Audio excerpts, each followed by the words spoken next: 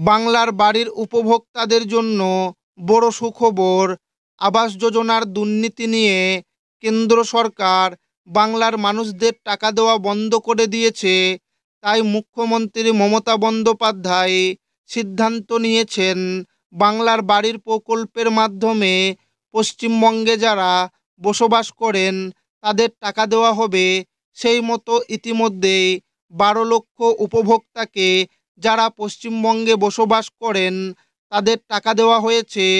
এবার যে 16 লক্ষ উপভোক্তার নাম ওয়েটিং লিস্টে রয়েছে তাদের টাকা দেওয়ার ঘোষণা করা হলো।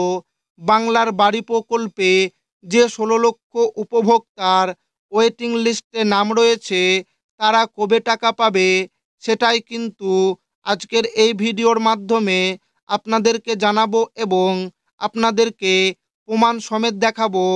তাই ভিডিওটি প্রথম থেকে শেষ পর্যন্ত দেখবেন এবং আপনি কোন জেলা থেকে দেখছেন অবশ্যই কমেন্টে লিখে জানাবেন। বাংলার বাড়ির PWL 16 লক্ষ উপভোক্তার প্রথম কিস্তির টাকার তারিখ। মুখ্যমন্ত্রী মমতা বন্দ্যোপাধ্যায় বাংলার দরিদ্র ও নিম্ন মধ্যবিত্ত পরিবারগুলোর মাথার উপর ছাদ গড়ে দেওয়ার জন্য বাংলার বাড়ি প্রকল্প শুরু করেছিলেন। এই প্রকল্পের মাধ্যমে দরিদ্র পরিবারগুলোর মাথার উপর ছাদ গড়ে দেওয়ার জন্য 2 কিস্তিতে 1,20,000 টাকা করে দেওয়া হয়। যাদের মাথার উপর শক্ত ছাদ নেই সেই সমস্ত উপভোক্তাদের, অর্থাৎ প্রকৃত যোগ্য উপভোক্তাদের বাংলার বাড়ি প্রকল্পের মাধ্যমে অনুদান দেওয়া হবে। মুখ্যমন্ত্রী মমতা বন্দ্যোপাধ্যায় 28 লক্ষ বাংলার বাড়ি প্রকল্পের উপভোক্তাকে বিধানসভা নির্বাচনের আগে টাকা দিয়ে দেওয়ার ভাবনা ভেবেছেন। ভোটের আগে বাংলার বাড়ি প্রকল্পের উপভোক্তাদের টাকা দিয়ে দেওয়ার কথা ভেবেছেন। বাংলার বাড়ি প্রকল্পের উপভোক্তাদের থেকে অনেকটাই ভোট আশা করা যায়, আর তাই ভোটের আগে বাংলার বাড়ি প্রকল্পের টাকা দেওয়া শুরু। 16 লক্ষ প্রান্তিক মানুষকে বাংলার বাড়ি প্রকল্পের প্রথম কিস্তির টাকা দিতে চলেছে মমতা বন্দ্যোপাধ্যায়ের সরকার।